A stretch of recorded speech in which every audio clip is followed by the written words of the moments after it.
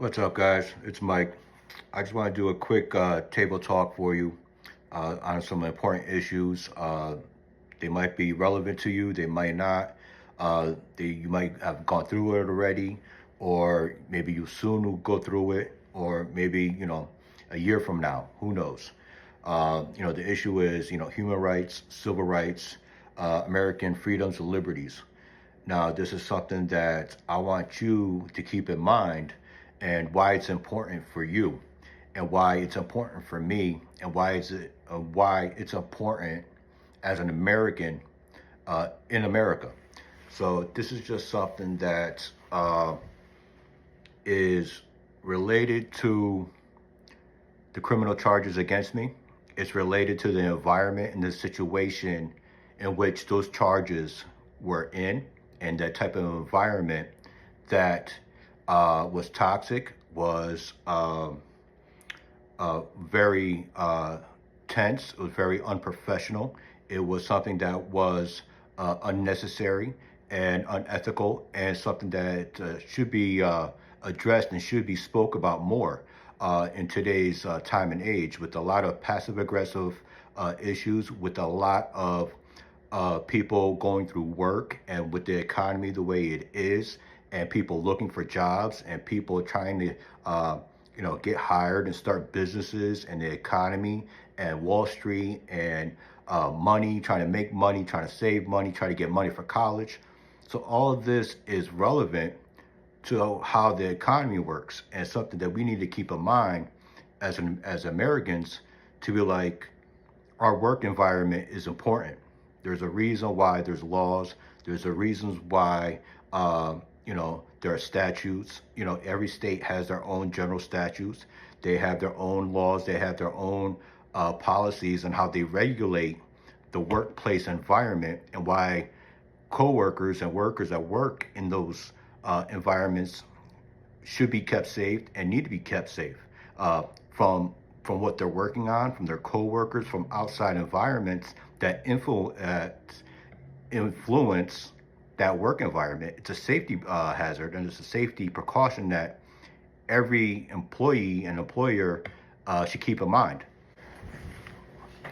All right, guys. So because of this is going to be kind of a lengthy talk, I'm going to break it down into different kinds of series. So with that being said, the situation that happened to me was something that, like I said,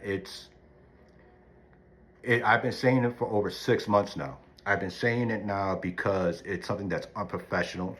In over 25 years of fixing cars in the automotive industry, I've never experienced this type of work environment, to where it was such a hostile work environment, trying to do something and you had to keep looking over your shoulder. You had to keep watching your back. You had to make sure your tools weren't getting stolen. You had to make sure that people weren't trying to put stuff in your food, or stealing stuff on top of your toolbox. So it's something to where it's very unprofessional. It's something that's very unethical, and it's something to be like, why are you going to stoop that low? I'm not going to stoop that low. I'm not going to sacrifice my integrity, my work ethic, my career over something that is unprofessional, unethical, and something that is could have been handled in a better and proper way. What they really wanted to try to get out of me. Now, they wanted me to be rude. They wanted me to be vulgar. They wanted me to be coarse, vain, bitter. They wanted me to be eccentric. They wanted me to be uncommunicatable. They wanted me to be broken. They wanted me to be raw. They wanted me to be mean. They wanted me to be insane. They wanted me to go crazy. They wanted me to be immature. They wanted me to be kiddish, uneducated, unsophisticated, and stupid, and drop to their character level as something to where it was unethical and unprofessional, and very low IQ level type stuff. Uh, I handled it with the best way I could, with intelligence, elegance, reserve, proper, and decent behavior. It's something to where, like I've always been. Continuing to where I left off, what they wanted me to be. They wanted me to be vulgar, vain, raw. They wanted me to be unsophisticated and stupid.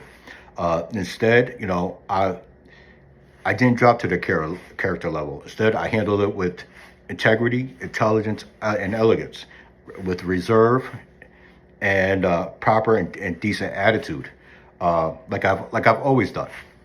So they wanted me to tell you why I'm mad. They wanted me to say, look at this angry person. Look at how angry he is to his circumstance that he did to himself.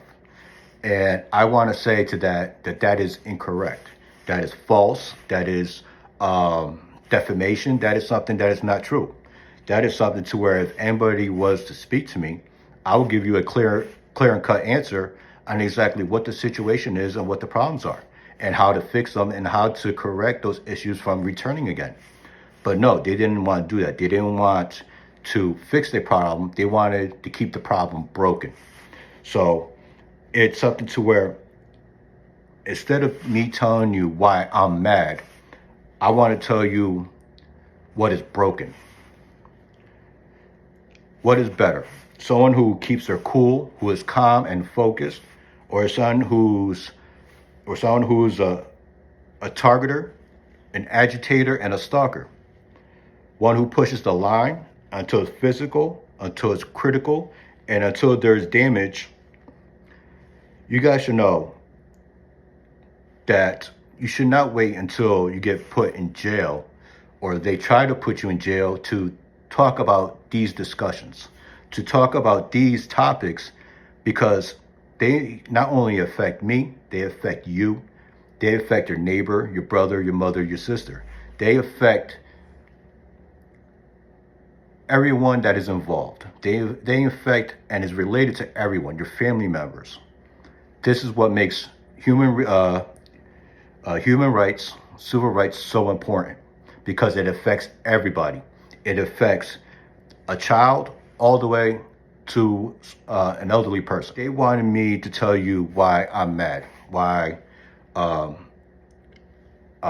so upset. The system, the trap situation where you're put in an environment of bad faith, where no matter what you do, the outcome is going to be poor. Well, what do you mean? Well, if you try to do something good, they reflect on it with something negative. You say, hi, good morning, and they want to spit in your face. You say, hi, how you doing? And they try to give you the finger, or they try to have a bad attitude. Well, that is something to where if you're in that type of environment, like I was, then that is something that you need to try to get out of. And that is something that I try to do. I try to go through all the proper channels. I try to speak to everyone that I needed to speak to, and nothing happened. There was nothing that was resolved. There was no communication. There was no, let's sit down and talk. There was none of that, and that is something that's very unprofessional, in my opinion. Something that could have been fixed, something that could have been avoided, a situation like what happened about 3 weeks ago when I got in a fight with a coworker and he pulled a gun out in front of me. So this is something to where the situation was very serious, it was very real, and it's something that could have been avoided. And somehow I'm the one that received the charges. I'm the one that was put in handcuffs. I was the one that was put in jail. I was the one that had to get the bail money to get myself out of jail. So the charges against me are very real. The court system is very real. Being put in a trap-like situation, or a situation where you're in a bad faith environment meant to discredit you, meant to give you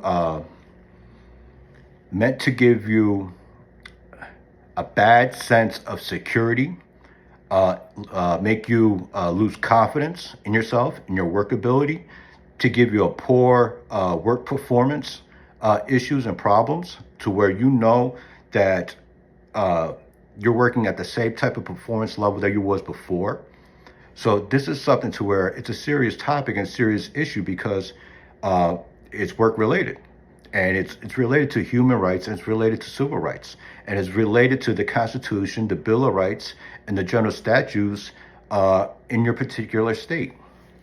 So this is something to where they wanted me to tell you why I'm mad. They wanted me to go off the rail. They wanted me to be raw and just go whatever on camera to tell to for a show or for some type of entertainment value for them. And I'm not going to stoop that low. My integrity level and my professionalism is not going to stoop myself down to that type of level.